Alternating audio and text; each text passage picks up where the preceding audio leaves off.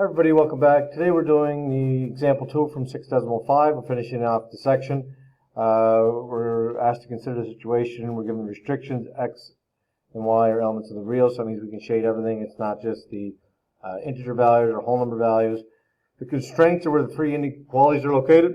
So we're going to graph these three inequalities. And then we're going to use the objective function to figure out which one will result in the maximum and minimum value. Okay? So the first one we're going to look at here is x plus 3y is less than or equal to 9. So we can do the y-intercept method. I think that's probably the easiest way to do here. So if we're looking for the x-intercept, we let y equal 0, remember? So we let y equal 0. So we do that, plug that in. Remember, we don't need the inequality. To find the x-intercepts, we just use the equal sign. All right, so let y equal 0.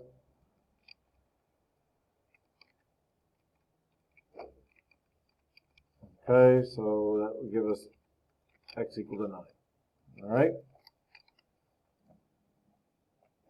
I'm going to do the same thing. I'm going to steal this for a minute, but I'm going to find the y-intercept this time. So when we're doing that, we let x equal 0. So this would be 0. And obviously that's y. So then we'd have 3y equals 9. Divide both sides by 3. And we have y equals 3. Okay? And that's for finding the x-intercept.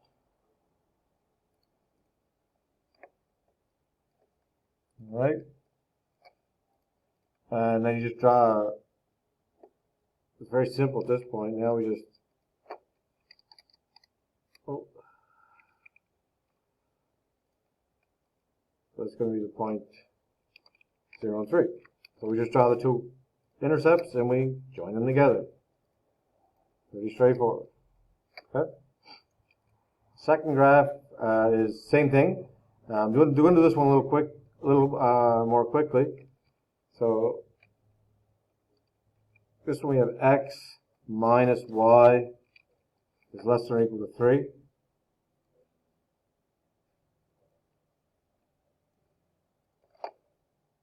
Less than or equal to 3. So that means that, again, you do the same method here. Everything will be the same. Oh.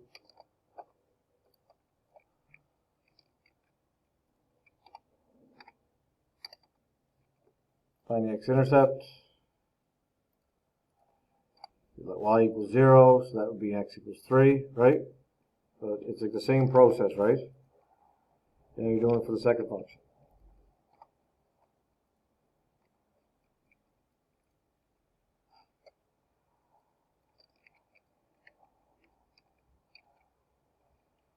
So we let y equals 0, so subtract 0, and we don't need inequality for finding intercepts. So that would mean that x is equal to 3.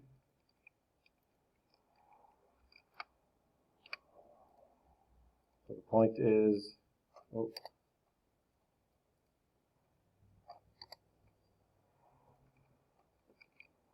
0 and 3. Or sorry, 3, 0. Like that. 3, 0. The second inequality.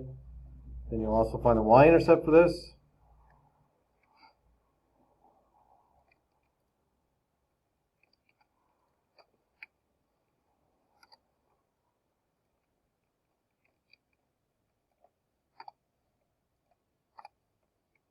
So x equals 0.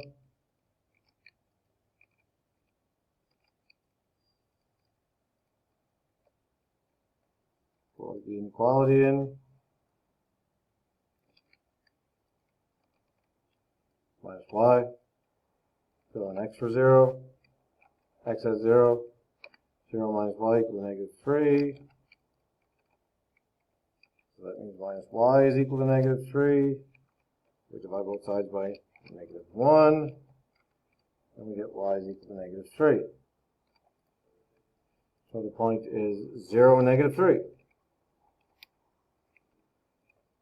Some of you don't have to do anything like that. That seems like a lot of work, and you'd be right in saying that.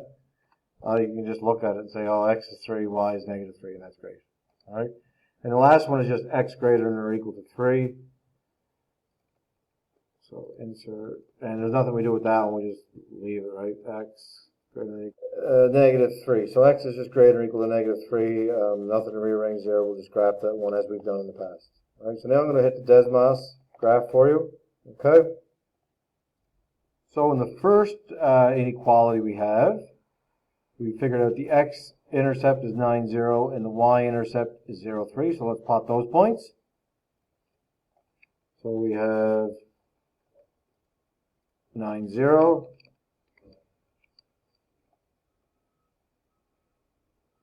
And we have 0, 3. Okay. And then we're going to draw the line going through those.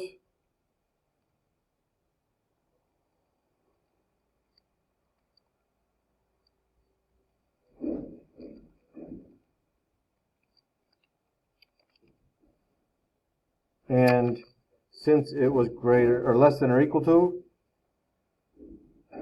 it's a solid line. Okay? Draw the second line. The coordinates were, go back and take a look, 3 and 0, 0, negative 3. So 3 and 0, label that. 0, negative 3, label that point. And we'll draw a line that's solid through both of the points. There we are.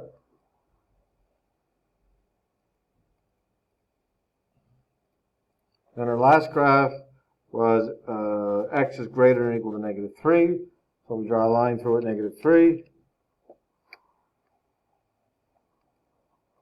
And we will want to shade right in here the area between all of those curves. So lightly shade.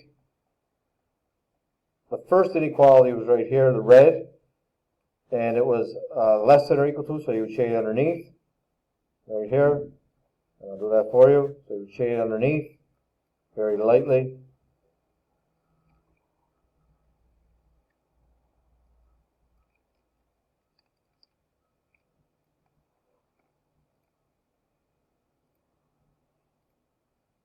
Okay.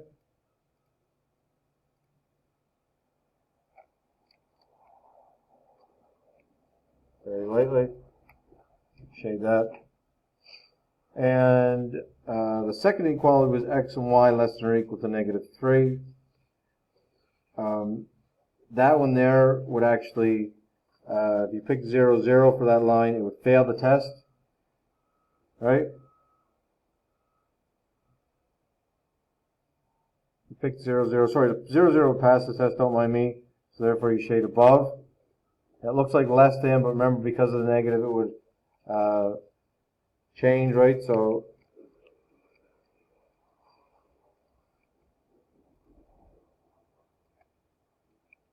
and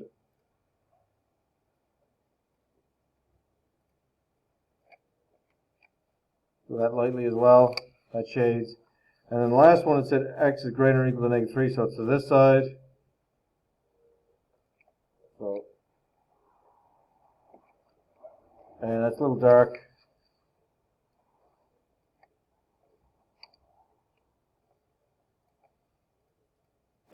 So that's what we're interested in. Okay? It's here, here, and here. And the feasible region is the region that's bounded by all three. So that's what we want to take to answer our questions.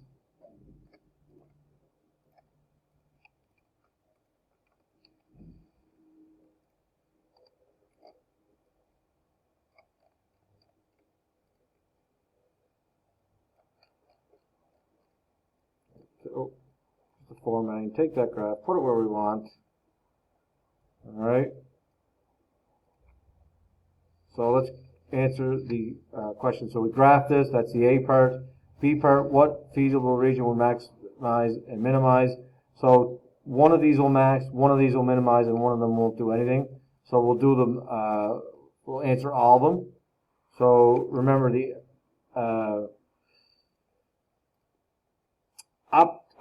objective function was given at p equal to 2x plus y. Okay. So we'll use the 3 coordinates, plug those in, and see what we get. So the 3 coordinates are, the first one is -3 and 4. -3 and 4. So we'll use our objective function. We'll fill in where we see x, we'll put -3. Everywhere we see y, we'll put 4. So that gives us a amount of -6 plus 4. So that p-value is -2. Again, they just use the variable p. I'm not sure why. You pick any letter you want. Now let's do it for the second coordinate.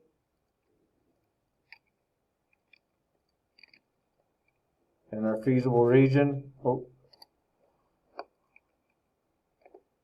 And the second coordinate we had was -3, -6.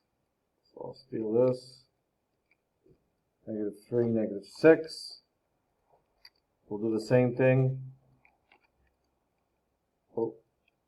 Take our equation. Everywhere we see x, we'll put in -3. The p-value is going to be -6. So that gives us a p equal to -6 minus 6. So p is equal to -12.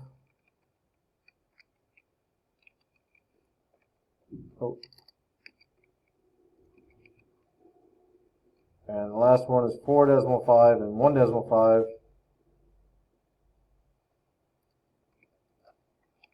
4.5 and 1.5. And obviously this is going to give us the max because everything's positive, right? Plug it in. 2 times 4.5 plus 1.5. Multiply 2 by 4.5, we get 9 plus 1.5, and that will give us 10.5. So, -3 and 4 doesn't account for anything. This is the minimum value, and this is the maximum value. Okay? So the minimum value is the lowest amount that you get, which in our case, the objective function yielded, objective function yielded a -12, and the maximum value is the largest value. In this case, ended up yielding a maximum value of 10.5. So there's a few homework questions that go along with this, and they are right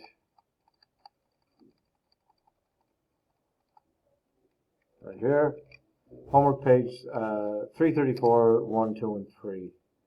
So that's it for this video. In the next video, we're going to finish off the next few videos, I guess a couple of videos. We're going to finish off the chapter with 6.6. So I really hope this helped, and we'll talk again soon.